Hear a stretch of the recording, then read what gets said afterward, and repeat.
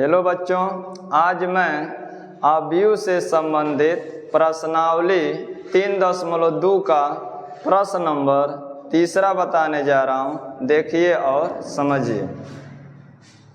प्रश्न नंबर 3 है, निम्न गुणनफल परिकलित कीजिए। मतलब जो ये गुणनफल दिया है इसको हल करना है। तो देखिए, पहला प्रश्न है, अवयव में पहला पंक्ति में दिया है ए बी, दूसरा पंक्ति में दिया है माइनस बी ए। अब दूसरा अवयव में पहला पंक्ति में ए माइनस बी दिया है और दूसरा पंक्ति में बी ए दिया है। तो पहला अवयव में दूसरा अवयव से गुणा करना है। तो गुणा करने का तरीका ये होता है कि जो दूसरा अवयव है उसमें जो पहला स्तंभ है, पहला स्तंभ से बारी बारी से प्रत्येक पंक्ति में गुणा कर लेंगे। उसके बाद जब पहला स्तंभ से प्रत्येक पंक्ति में गुणा हो जाएगा तब हम दूसरा स्तंभ में चलेंगे और दूसरा स्तंभ से फिर इस अवयव में प्रत्येक पंक्ति में बारी बारी से गुणा कर लेंगे। तो देखिए इसका गुणा, पंक्ति गुणित स्तंभ होता है, ये ध्यान दीजिएगा।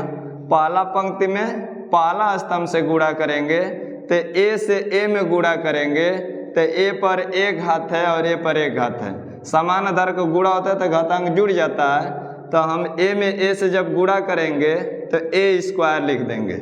अब ध्यान दीजिएगा, ये पंक्ति में इधर बढ़ेंगे और ये स्तंभ में नीचे बढ़ेंगे। अब ए से ए में गुणा हो गया तो छोड़ देंगे दोनों को। अब बी से बी में गुणा करेंगे तो पहले चिन्ह पर ध्यान दीजिए। यहाँ पर कोई चिन्ह, इसका मतलब प्लस है और यहाँ भी प्लस है। प्लस से प्लस में जब गुणा करेंगे तो प्लस हो जाएगा। अब बी में बी से गुणा करेंगे तो बी स्क्वायर हो जाएगा। तो पहला स्तंभ से पहला पंक्ति में गुणा करने पर ए स्क्वायर प्लस बी स्क्वायर प्राप्त हुआ। अब पहला स्तंभ से अब दूसरा पंक्ति में गुणा करेंगे तो दूसरा पंक्ति में लिखा जाएगा। तो अब ध्यान दीजिए, यहाँ पर प्लस है और यहाँ माइनस है। प्लस माइनस का गुणा होगा तो माइनस हो जाएगा। ए से बी में गुणा करेंगे तो ए बी हो जाएगा। उसके बाद अब इधर बढ़ेंगे और इसमें नीचे बढ़ेंगे। यहाँ प्लस है और यहाँ भी प्लस है। प्लस से प्लस में गुणा करेंगे तो प्लस हो जाएगा। बी से ए में गुणा करेंगे तो ए बी हो जाएगा।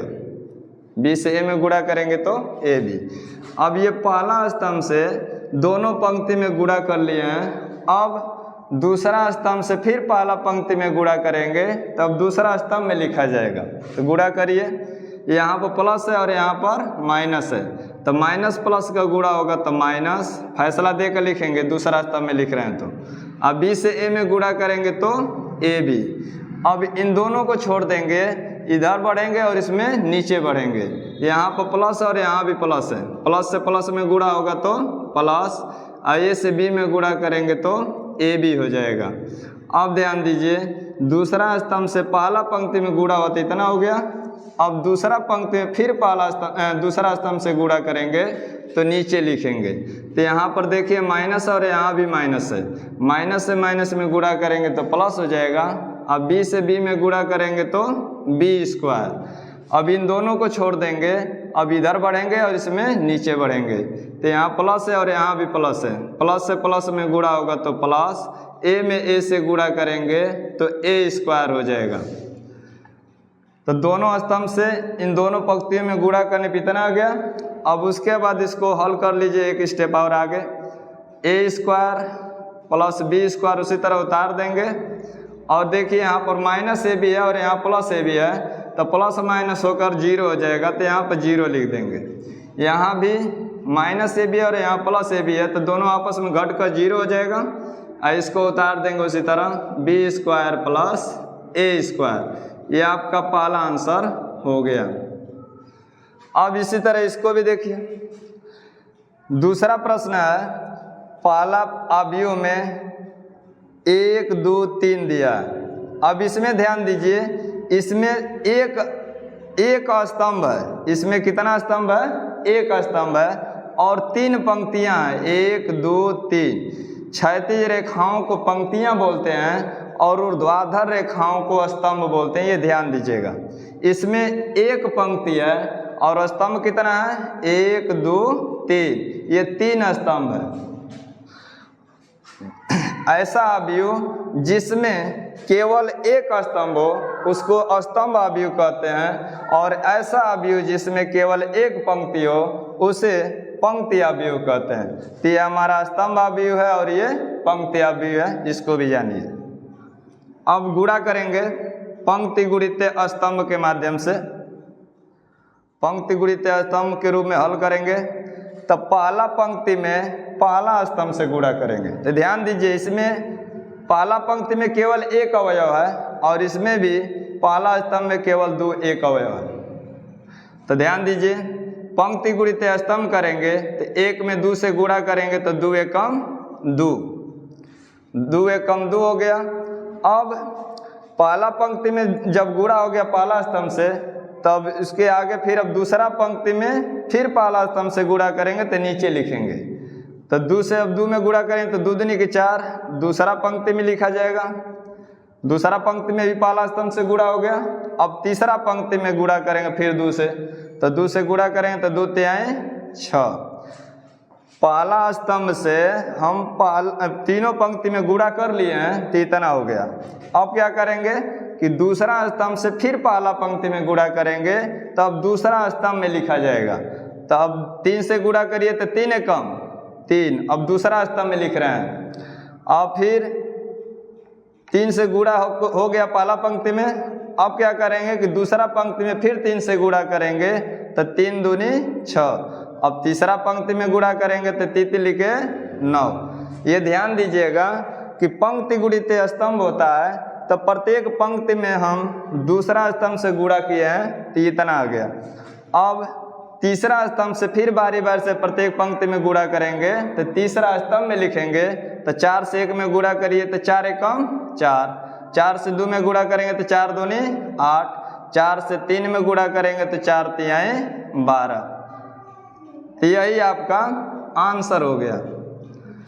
तो ध्यान दीजिए, कभी भी जब अवयव में गुणा करते हैं तो पंक्ति गुणित स्तंभ का प्रयोग करते हैं। तो पंक्ति में जब प्रत्येक स्तंभ से गुणा हो जाएगा तो वही हमारा आंसर हो जाएगा। तो ये आपका आंसर हो गया गुणा करने के बाद। अब इसको देखिए तीसरा प्रश्न को, इसमें गुणा करना है तो फिर हम वही नियम लगाएंगे, पंक्ति गुणित स्तंभ। तो पंक्ति गुणित स्तंभ लगाएंगे तो देखिए, इस अवयव में पहला पंक्ति में 1 - 2 है और इस अवयव में पहला स्तंभ में 1 2 है। तब पंक्ति गुणित स्तंभ करेंगे तो पहले क्या करेंगे, 1 में 1 से गुणा करेंगे, 1 एकम 1, 1 से 1 में गुणा हो गया, इन दोनों को छोड़ देंगे। अब ये इधर बढ़ेगा पंक्ति के रूप में और ये स्तंभ के रूप में बढ़ेगा। तो यहाँ पर अब देखिए प्लस है और यहाँ पर माइनस है, प्लस माइनस का गुणा करेंगे तो माइनस हो जाएगा और 2 दूनी के 4 हो जाएगा। अब ध्यान दीजिए, पहला स्तंभ से पहला पंक्ति में गुणा होने पे इतना हो गया। अब क्या करेंगे कि फिर अब दूसरा पंक्ति में इसी पहला स्तंभ से गुणा करेंगे तो दूसरा पंक्ति में लिखा जाएगा। अब 1 से 2 में गुणा करेंगे तो 1 दूए 2। अब इन दोनों को छोड़ देंगे, ये पंक्ति के रूप में बढ़ाएंगे और इसको स्तंभ के रूप में। अब ये नीचे 2 है और यहाँ पर भी 3 है, तो प्लस से प्लस में गुणा होगा तो प्लस, और 2 से 3 में गुणा करेंगे तो 2 तिहाई 6। तो पहला स्तंभ से जब हम दोनों पंक्तियों में गुणा किए हैं तो इतना हो गया। अब दूसरा स्तंभ से फिर दोनों पंक्तियों में गुणा करेंगे बारी बारी से। तो गुणा करिए, पहला पंक्ति में दूसरा स्तंभ से गुणा करेंगे, दूसरा स्तंभ में लिखा जाएगा तो 2 एकम 2। अब इन दोनों को छोड़ देंगे, ये पंक्ति के रूप में बढ़ाएंगे और इसको स्तंभ के रूप में। तो यहाँ -2 है, यहाँ प्लस 3 है, तो प्लस माइनस का पहले गुणा करेंगे तो माइनस हो जाएगा, 3 दूनी 6। अब दूसरा स्तंभ से पहला पंक्ति में गुणा करने पे इतना हो गया। और फिर दूसरा पंक्ति में दूसरा स्तंभ से गुणा करेंगे तो दूसरा पंक्ति में लिखेंगे 2 दूनी के 4। अब इन दोनों को छोड़ देंगे, ये इधर बढ़ेगा, ये नीचे, यहाँ प्लस है और यहाँ भी प्लस है, प्लस से प्लस में गुणा होगा तो प्लस, 3 के 9। अब ध्यान दीजिए, दूसरा स्तंभ से दोनों पंक्तियों में गुणा किए हैं तो इतना हो गया। अब तीसरा स्तंभ से फिर पहला पंक्ति में गुणा करेंगे तो तीसरा स्तंभ में लिखा जाएगा।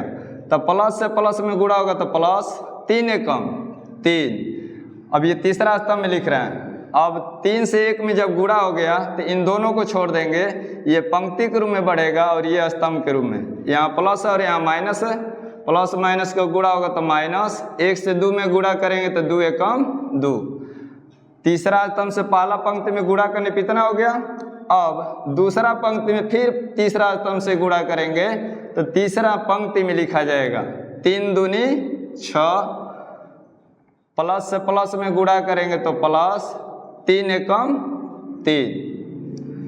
तो तीसरा पंक्ति से तीसरा स्तंभ से तीसरा पंक्ति में गुणा किए तो इतना प्राप्त हो गया। अब क्या करेंगे कि इन सबको जोड़ घटा देंगे, वही हमारा आंसर हो जाएगा।